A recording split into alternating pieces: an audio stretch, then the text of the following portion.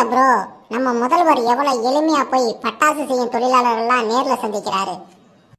யாரு இவங்களா பட்டாசு செய்யும் தொழிலாளர்கள்? ஆமா, பார்த்தா தெரியும் உங்களுக்கு.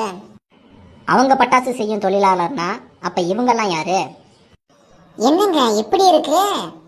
பட்டாசு செய்யற இடம் இப்படித்தான் இருக்கும். அங்க வேலை செய்யறவங்களும் இந்த மாதிரி உடம்பு முழுக்க கந்தகத்தோட தான் இருப்பாங்க.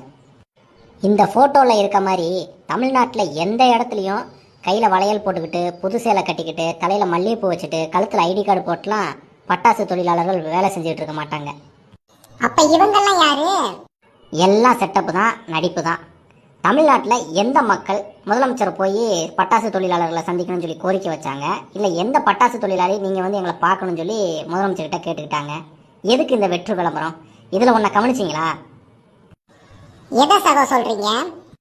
பண்ணுறது வெற்று விளம்பரம், ஆனால் அதை கூட சரியாக பண்ணாமல் புதுசாக வாங்கிட்டு போன பட்டாசை கவரை கூட பிரிக்காமல் அப்படியே மேலே வச்சுருக்காங்க. இவங்க பட்டாசு செய்யும் தொழிலாளரா? இவங்கள போய் முதலமைச்சர் நேரில் பார்க்குறாங்களா? இதெல்லாம் நம்ம நம்பணுமா? அப்ப எல்லாமே வெறும் நடிப்பு தானா?